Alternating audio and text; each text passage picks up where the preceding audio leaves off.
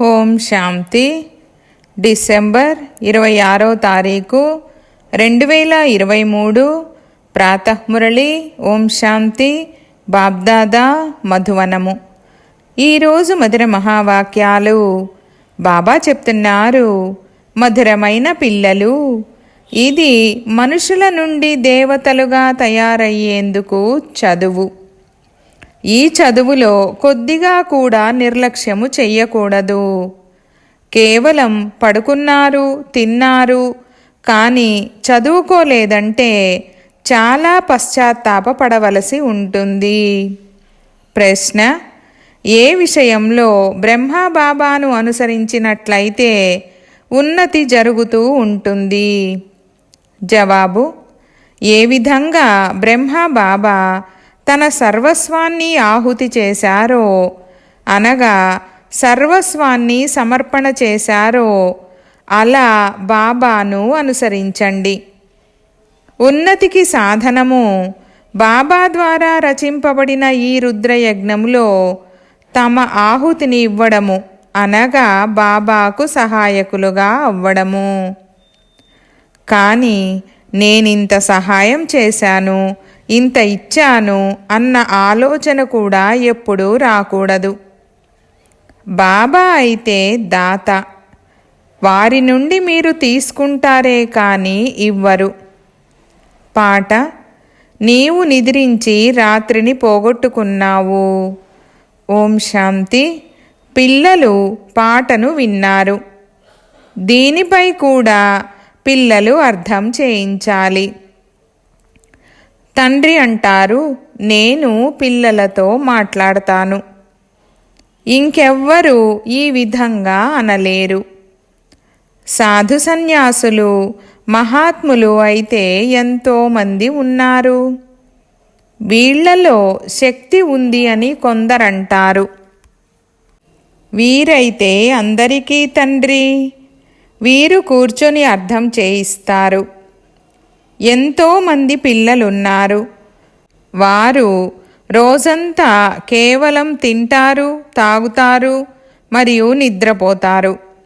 చాలా నిద్రపోతారు. దీని వలన ఏమవుతుంది? వజ్రతుల్యమైన జన్మను పోగొట్టుకుంటారు. మాయ ఎంతో నిర్లక్ష్యం చేయిస్తుంది. కుంభకర్ణుని నిద్రలో మాయ నిద్రింపచేసేసింది. ఇప్పుడు మేల్కొలిపేవారు వచ్చారు. కావున అజ్ఞాన నిద్ర నుండి మేల్కోండి. మొత్తం సృష్టిలో, అందులోనూ ముఖ్యంగా భారత్లో అజ్ఞానమే అజ్ఞానముంది. కావున తండ్రి అంటారు, ఇప్పుడు నిర్లక్ష్యం చేసినట్లయితే చాలా చాలా పశ్చాత్తాపపడవలసి ఉంటుంది. కానీ అప్పుడు పశ్చాత్తాపపడడం వలన ఉపయోగం ఉండదు. ఇక్కడ ఇది మనుషుల నుండి దేవతలుగా తయారయ్యేందుకు చదువు. ఈ విధంగా ఇంకెవరూ చెప్పలేరు. ఇక్కడ కూడా అదే జ్ఞానముందని కాదు. ఈ చదువు పూర్తిగా కొత్తది. ఆది సనాతన దేవీ దేవతా ధర్మము యొక్క స్థాపన జరుగుతుంది.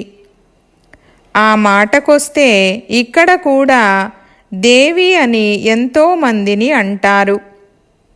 స్త్రీలు దేవీలైతే పురుషులు దేవతలవుతారు. కానీ మనమైతే సత్యయుగంలో దేవీ దేవతా పదవిని పొందేందుకు పురుషార్థం చేస్తున్నాము. అది కూడా తప్పకుండా సత్యయుగ స్థాపన చేసేవారే ప్రాప్తింపజేస్తారు. అన్ని సత్సంగాలతో పోలిస్తే ఇక్కడ ఈ విషయము అతీతమైనది.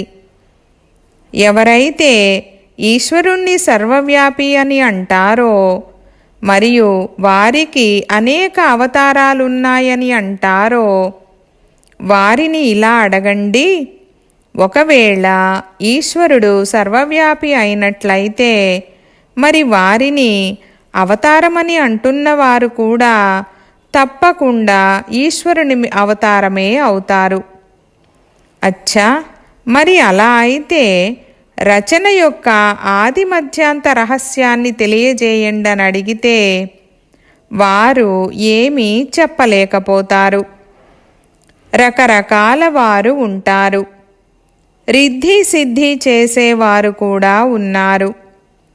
కొత్త ఆత్మ వచ్చినప్పుడు తాను కూడా తన శక్తిని చూపిస్తుంది.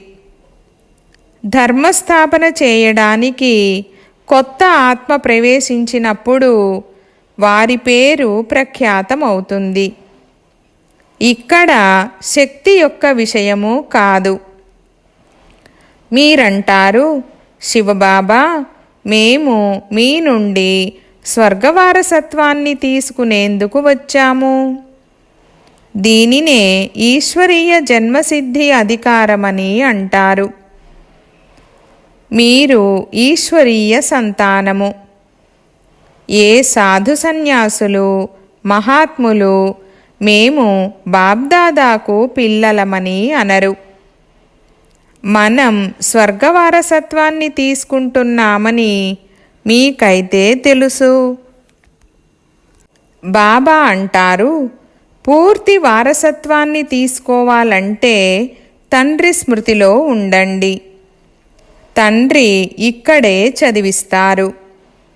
రాజ్యస్థాపన జరిగిపోయిందంటే ఇక ఈ చదువు మరియు చదివించేవారు మాయమైపోతారు. ఈ బ్రాహ్మణ కులము ఇప్పుడే ఉంది. మేము బ్రహ్మ యొక్క సంతానమని అంటారు. మరి బ్రహ్మ ఎప్పుడు వచ్చారు? బ్రహ్మ సంగమములోనే వస్తారు కదా. ప్రజాపిత బ్రహ్మ ఏ బ్రాహ్మణులనైతే రచిస్తారో వారు దేవీ దేవతలుగా అవుతారు. ఇక ఆ తర్వాత బ్రాహ్మణులైతే ఉండనే ఉండరు. మనము మళ్ళీ దేవతాకులములోకి వెళ్ళిపోతాము. ఆ తర్వాత కర్మకాండల కొరకు పూజారి బ్రాహ్మణులు ఎవరైతే ఉంటారో ఆ కర్మకాండలను ఋషులు, మునులు మొదలైన వారు ప్రారంభించి ఉంటారు. ద్వాపరంలో శివాలయాలు మొదలైన వాటిని నిర్మించి పూజను ప్రారంభించినప్పుడు పూజ్య దేవీ దేవతలు ఎవరైతే ఉండేవారో వారు పూజారులుగా అవుతారు. ఆ సమయంలో మందిరాలలో బ్రాహ్మణులు కావాలి. కావున అదే సమయంలో పూజ్యుల నుండి పూజారులుగా అయిన వారే బ్రాహ్మణులుగా ప్రారంభమై ఉంటారు. వాస్తవానికి వారిని బ్రాహ్మణులని అనరు. మందిరాలలో విగ్రహాల ఎదుట బ్రాహ్మణులు తప్పకుండా ఉంటారు. కావున ఆ సమయంలోనే ఆ బ్రాహ్మణులు కూడా వెలువడి ఉంటారు. ఇది విస్తారమైన సమాచారము. వాస్తవానికి దీనితో కూడా జ్ఞానానికి సంబంధము లేదు. జ్ఞానం కేవలం మన్మనాభవ అని చెప్తుంది. పిల్లలైన మీకు శివబాబాను మరియు వారసత్వాన్ని స్మృతి చేయండని చెప్పడం జరుగుతుంది.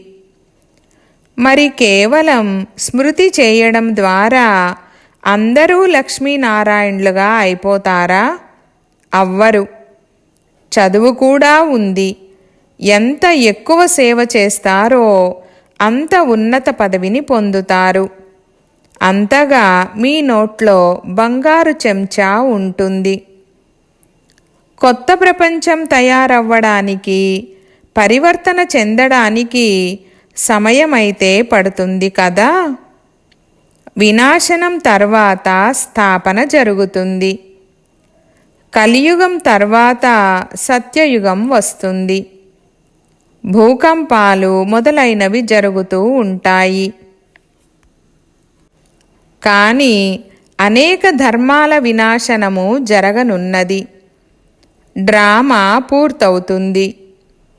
ఇప్పుడు మనం బాబా వద్దకు వెళ్ళి మళ్ళీ కొత్త ప్రపంచంలోకి వస్తాము. ఈ సమయంలో మనము ఈ యజ్ఞానికి బ్రాహ్మణులము. శివబాబా 5000 సంవత్సరాల క్రితం వలె రుద్రయజ్ఞాన్ని రచించారు. ఇది అత్యంత పెద్ద యజ్ఞము. ఈ యజ్ఞాన్ని సత్యమైన బ్రాహ్మణులైన మీరు సంభాళిస్తారు. ఆ బ్రాహ్మణులైతే స్థూలమైన యజ్ఞాలను రచిస్తారు. ఏవైనా ఆపదలు మొదలైనవి వచ్చేది ఉంటే యజ్ఞాలను రచిస్తారు. సత్యయుగంలో గురువులు మొదలైన వారి అవసరం ఉండేది కాదు. ఎక్కడైతే సద్గతి అవసరం ఉంటుందో అక్కడ గురువులు ఉంటారు. ఇప్పుడు ఇక్కడైతే అనేక మంది గురువులు ఉన్నారు. ఇన్ని వేదశాస్త్రాలు మొదలైనవి ఉన్నా కూడా భారత్కు ఇటువంటి పరిస్థితి ఎందుకు వచ్చింది? 5000 సంవత్సరాల క్రితం వలె మనుషులందరూ కుంభకర్ణుని ఘోర నిద్రలో నిద్రిస్తున్నారని మీరు రాయవచ్చు. నిద్రనైతే అందరూ నిద్రిస్తారు, కానీ ఇది అజ్ఞాన నిద్ర యొక్క విషయము. సద్గతిని ఇవ్వగలిగే గురువులు ఎవ్వరూ లేరు. ఇప్పుడు ప్రకాశాన్ని తీసుకువచ్చేవారు ఎవరు? పరమపిత పరమాత్మ లేకుండా ప్రకాశము రాలేదని పిల్లలైన మీకు అర్థం చేయించడం జరిగింది. ఇప్పుడైతే ఎంతోమంది గురువులు ఉన్నారు. అయినా కానీ అంధకారమయమైన రాత్రి దుఃఖము ఎందుకు ఉంది? సత్యయుగంలోనైతే అపారమైన సుఖము ఉండేది. ఇప్పుడు భగవంతుని శ్రీమతము లభించినప్పుడు సుఖము ఉంటుంది. రావణుడే భారత్ను పతితంగా దుఃఖితంగా చేశాడు. తండ్రి అంటారు, ఈ కామమనే మహాశత్రువును జయించండి, పవిత్రతా ప్రతిజ్ఞను చేయండి. అప్పుడే కొత్త ప్రపంచానికి యజమానులుగా అవుతారు. గురువులు ఎప్పుడూ పవిత్రంగా అవ్వండని చెప్పరు. ఇప్పుడు మీరు అత్యంత ప్రకాశంలోకి వచ్చారు. కావున మీరు వెళ్ళి అడగండి, భారత్ ఏదైతే ఎంతో సుఖవంతంగా ఉండేదో అది ఇప్పుడు ఇంత దుఃఖితంగా ఎందుకయ్యింది? మనమే మళ్ళీ దేవతలుగా అవుతామని పిల్లలైన మీకు తెలుసు. సన్యాసులైతే వెంటనే ఇళ్ళు వాకిళ్లను వదిలి వెళ్ళిపోతారు. సన్యాసులు పావనమైన వారని వారి గురించే అంటారు. వారేమీ మేము పావనంగా అయ్యేందుకు పురుషార్థం చేస్తున్నామని అనరు. మీ విషయం వేరు. సన్యాసులందరూ పవిత్రంగా ఉంటారని భావించకండి. ఎప్పటి వరకైతే అవస్థ దృఢంగా అవ్వదో అప్పటి వరకు బుద్ధియోగము మిత్ర సంబంధీకుల వైపుకు వెళ్తూ ఉంటుంది. దేహసహితంగా దేహపు సర్వ సంబంధాలను మరవండని మీకు చెప్పడం జరిగింది. దాని కొరకు ఎంతగా కష్టపడాల్సి ఉంటుంది? మీరు సన్యాసం ఎప్పుడు తీసుకున్నారు? మీ లౌకిక పేరు ఏమిటని వారిని అడిగినప్పుడు వారంటారు, ఈ విషయాలను అడగకండి, వాటిని ఎందుకు గుర్తు తెప్పిస్తారు? అయితే కొంతమంది జవాబిస్తారు. అప్పుడు వాళ్ళని ఇలా అడగడం జరుగుతుంది, మీరు అందరినీ వెంటనే మర్చిపోయారా, లేక గుర్తుకొస్తూ ఉంటారా? మీరు ఎవరు ఎలా విడిచిపెట్టారు? ఒంటరిగా ఉండేవారా, లేక పిల్లా పాపలు ఉండేవారా? మరి వారు మీకు గుర్తుకొస్తూ ఉంటారా అన్నదైతే తెలియాలి కదా. అప్పుడు వారంటారు, అవును, ఎంతో కాలం గుర్తుకొచ్చేవారు. కష్టం మీద స్మృతి తొలగుతుంది. తమ జీవితమైతే గుర్తుంటుంది కదా. మనము శివబాబాను స్మృతి చేస్తాము, కానీ మనం మన జీవితాన్ని లేక మనం చదివిన శాస్త్రాలు మొదలైన వాటిని మర్చిపోతామా? బాబా అంటారు, కేవలం జీవిస్తూ మర్చిపోండి, దీనిని ధారణ చేయండి. వాటిని గుర్తు చేసినట్లయితే వాటికి వేలాడుతూ ఉంటారు. మొదట ఈ విషయాలను వినండి, ఆ తర్వాత నిర్ణయించుకోండి. జీవిస్తూనే మరజీవాగా అవ్వండి, ఇంకెవ్వరిది వినకండి. మనము మన జీవితమంతటి గురించి చెప్పగలము. ఇప్పుడీ ప్రపంచము ఇక అంతమువ్వనున్నదనైతే తెలుసు. సెంటర్లు వృద్ధి చెందుతూ ఉంటాయి. ఎవరైతే బాబా మమ్మ అని అంటారో వారు బ్రాహ్మణులవుతారు. ఓ ఆత్మల్లారా అని ఇప్పుడు తండ్రి అంటారు. ఆత్మే మాట్లాడుతుంది. మీరు ఎవరని మిమ్మల్ని అడిగితే వెంటనే నేనాత్మను చదువుకుంటున్నానని అంటారు. ఈ జ్ఞానము ఇప్పుడు మీకు లభించింది. మీ ఆత్మ ఈ ఇంద్రియాల ద్వారా చదువుకుంటుంది. ఆత్మ మరియు శరీరము రెండూ ఉన్నాయి. ఆత్మే శరీరాన్ని తీసుకుంటుంది మరియు విడిచిపెడుతుందని, సంస్కారాలను ధారణ చేస్తుందని ఇప్పుడు మీకు తెలుసు. ఆత్మలమైన మనము సత్యయుగంలో పుణ్యాత్ములుగా ఉండేవారము. ఇప్పుడు పాపాత్ములుగా ఉన్నాము. ఇప్పుడిది అంతిమ జన్మ. పరమాత్మలో ఏ జ్ఞానమైతే ఉందో దానినిప్పుడు ఆత్మలైన మనకు చదివిస్తున్నారు. మిగిలిన మనుషులందరూ ఘోర అంధకారంలో ఉన్నారు. శాస్త్రాలు మొదలైనవన్నీ భక్తి మార్గానికి చెందినవి. వాటిని జ్ఞానము అనరు.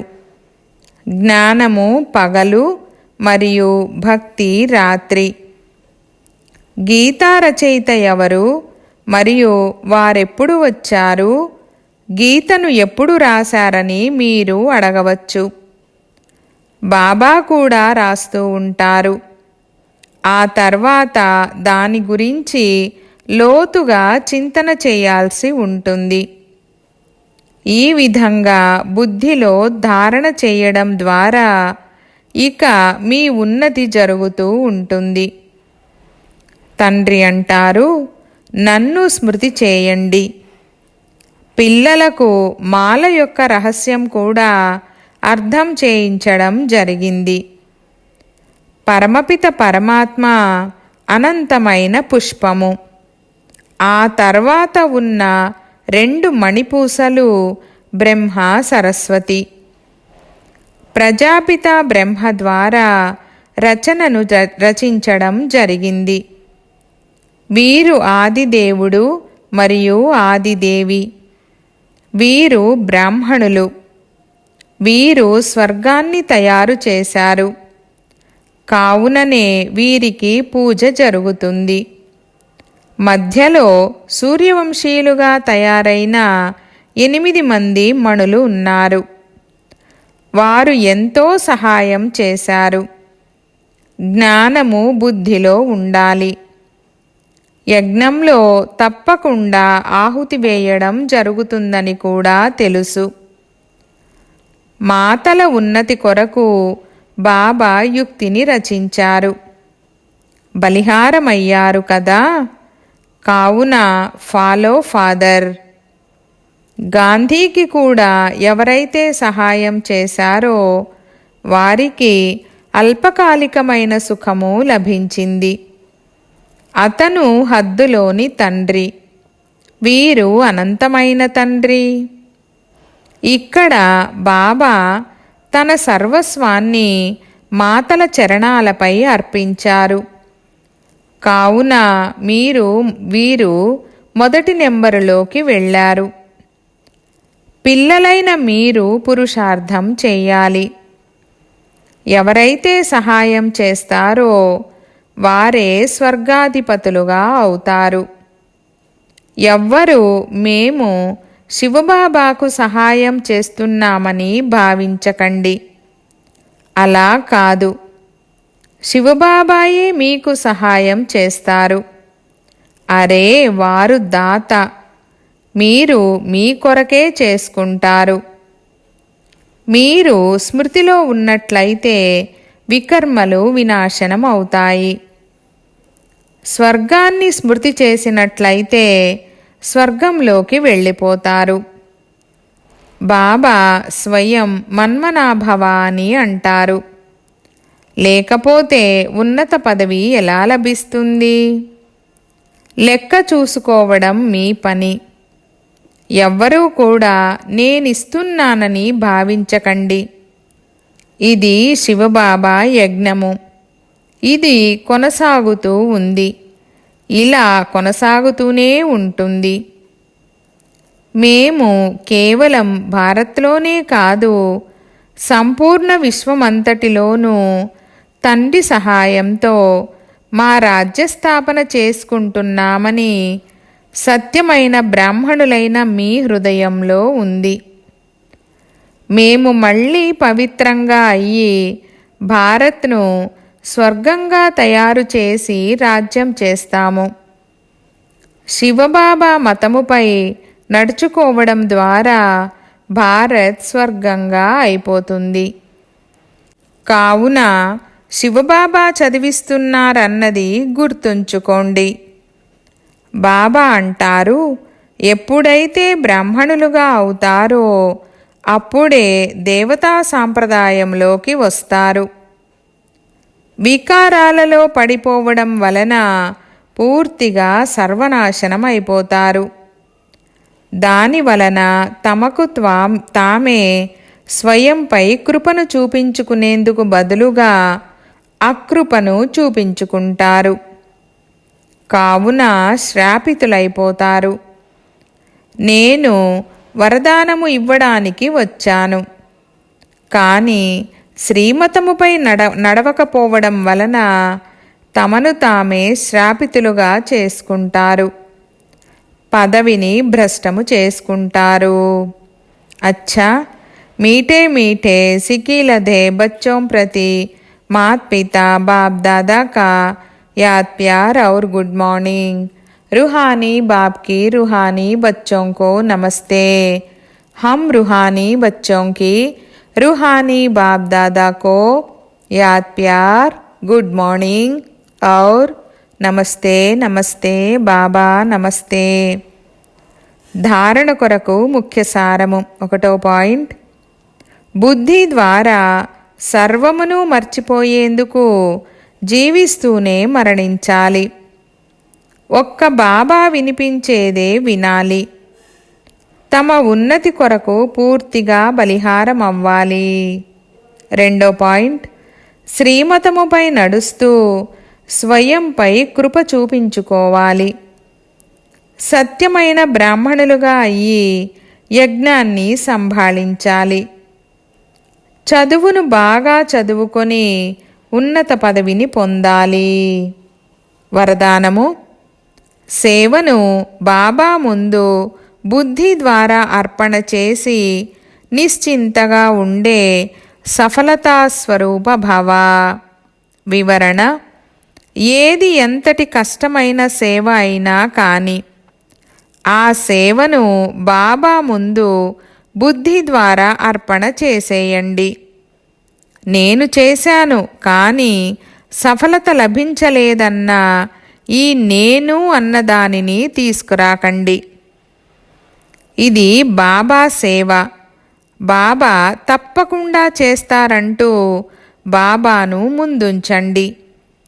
అప్పుడు సదా నిశ్చింతగా ఉంటారు మరియు సఫలత కూడా లభిస్తుంది. ఎప్పుడు బలహీన సంకల్పాల యొక్క బీజాన్ని నాటకండి.